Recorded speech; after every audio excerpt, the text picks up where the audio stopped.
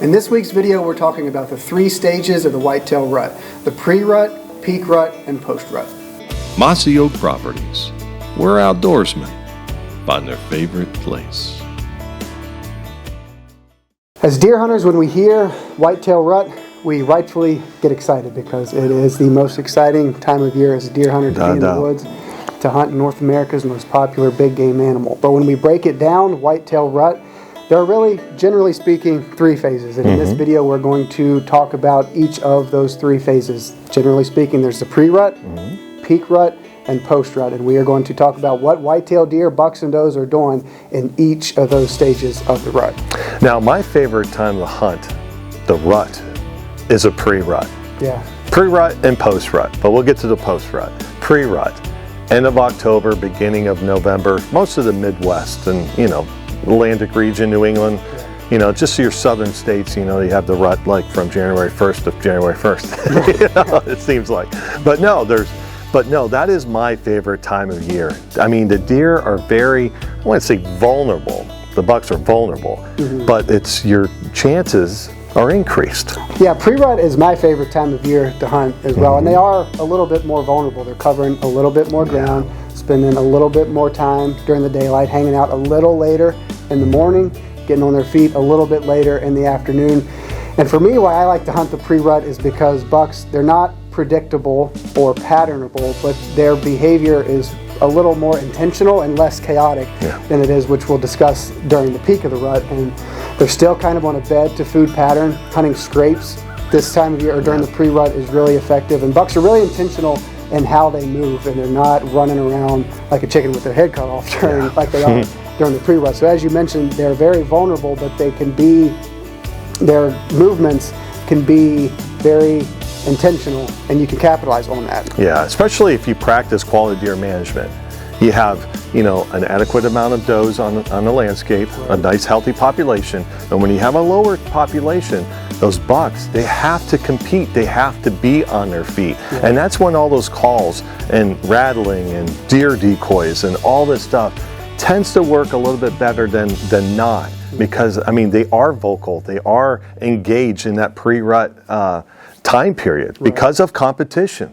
You want to breed, you're going to have to compete, So yeah, pre-rut again is hands down, it's fun. And it's not so cold yet. Exactly, it's a beautiful time of year. The leaves are usually peaking, and I like to hunt the pre-rut because you can really hunt sign that time of year. The bucks are leaving sign, and you can base a lot of your hunting strategy and your time in the stand around that time, especially scrapes. Research shows that most scraping activity is at night. I think northwards of 80%, but that doesn't mean that bucks aren't around that scrape. If there's a hot scrape and your trail camera shows a buck working a scrape often, it may be at night, even though you may have some daytime clips. The majority of that action is going to be at night, but that buck is in that area, and if you set up downwind of that scrape, he can scent check that scrape without actually having to visit it.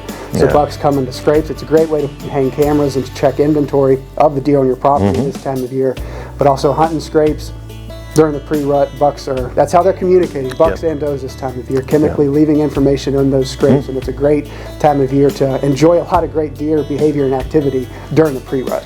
And then that transitions us into what they call like peak rut, or I like to say lockdown and just stay home.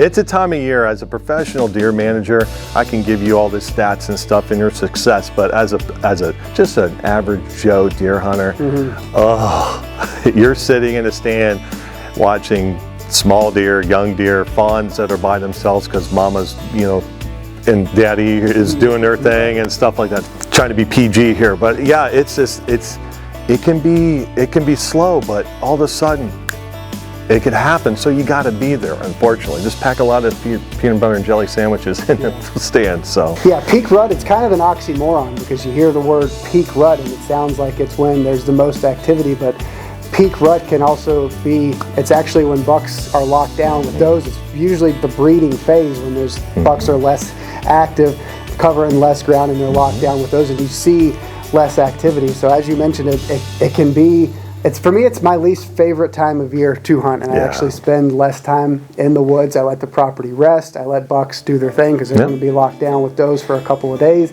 and you kind of read The sign, I mean, you go to some observation stands or drive around and kind of evaluate how deer are behaving. If you see a lot of fawns by themselves, that means, as you mentioned, mom and dad are in the bedroom creating next year's generation of white-tailed deer. But once you see more deer on their feet, you see fawns back with their does, with their moms, then bucks are going to be on their feet looking for does again. So peak rut, it sounds kind of backwards. It sounds like that's when you should be putting more time in. And again, you have to. If you're going to hunt the peak rut, you got to be prepared to put a lot of time in the stand. It's going to be a lot of deerless hours, but it could happen, at the snap of a finger. But it just sounds kind of backwards to say peak rut, but on the other side of the coin, it's when the action can be the most frustrating and the most slow. Yeah, and those older class whitetails that we're all in search of, they only really breed 1 to maybe 3 does, a year. We would think it'd be a whole bunch more, but it's not like everybody happens all at the same time. So peak rut, they can come off, and that's when you have to be in the stand, because you don't know when that certain buck, and you have strangers come in all of a sudden that, a doe and estrus brought in. You just don't know. So, but it tends to be on the side of things. But but that goes into, I tell you what, I love hunting the post rut, that second rut.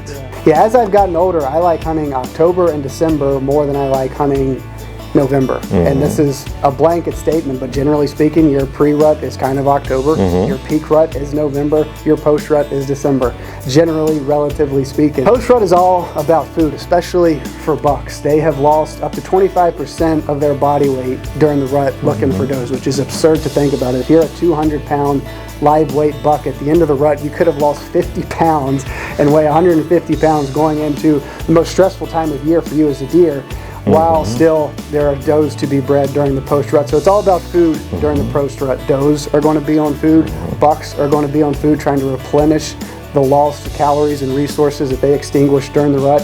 And there's going to be some late cycling does during the post-rut as well, so they're looking for food and they're looking for those last does coming into estrus. Yeah, I mean, when they come off the first round of does and estrus, it's not like they go take a vacation. Right. That's not what they do. They're after the other. The next one up, and they'll be on their feet once again, almost like the pre-rut type thing. And again, that's where the food, those does have went through the same scenario, so they're going to hit the grocery store as well. So that's where you'll find bucks, hopefully. But pre-rut, post-rut, love it a lot. They're really similar. I mean, the pre-rut and post-rut, biologically speaking, a lot of the behavior is the same. You'll see a lot of rubs and scrapes leading up and during the pre-rut. During peak rut, I mean, scrapes are dead. There's very little new sign in the woods. But during the post-rut, bucks will revisit scrapes. You'll see new scrapes. You'll see new rubs as bucks start to look and find those second waves of does. And it kind of speaks to the QDM philosophy again as to why you want to have an adequate number of deer on your property, because as we mentioned, post-rut is leading up into winter across most of the whitetails range, and it's the most stressful time of year for bucks, especially given the weight that they've lost. And like you said, as long as there's a doe in estrus, bucks are going to look to find her. And that's just how they're wired. They don't shut it down and say, oh, well, I'm tired. I'll let somebody else have her. If there's a doe in heat, bucks are going to look to find her. If you have, that's why we want as tight of a breeding window, as tight of a rut as possible. So we don't like, necessarily speaking, we don't like a late rut. Biologically speaking, it's a stressful time of year to have bucks run down in December and January, covering a lot of ground, looking for does when they should be on food sources, replenishing body weight and calories. Yeah, and that's one thing to almost summarize this, especially with the point, you want a tight rut. I mean, I know the fetus studies we mentioned in past videos, but that's why it's important. We're legal to where you can collect fetuses, so that way you can tell when your peak rut is, and that way you can, number one, your vacations, your time period, where you can spend the most worth of your time. So it's very important, especially when the fawn's being born, but that's another episode for later on. But having a rut that is condensed and very intense, it's a great experience. Absolutely, it's a great experience. Hunting wise, it improves your hunting, and as we've discussed in other videos, it's a tight rut, biologically speaking, is the best thing for the species. For sure. Well. So in this video we talked about pre-rut, which is our favorite time of year, peak rut, which is when you want to take a nap and not feel guilty about hunting, that's the time of year to do it. That's when bucks and does are creating next-gen whitetail, and then post-rut, when bucks are looking for food, looking for second round of does. It's cold out there, but it's also a really enjoyable time of year to hunt. But hopefully in this video, we've given you some information and thoughts that you can take into hunting the pre, peak, and post-rut. Mossy Oak Properties, where outdoorsmen find their favorite place.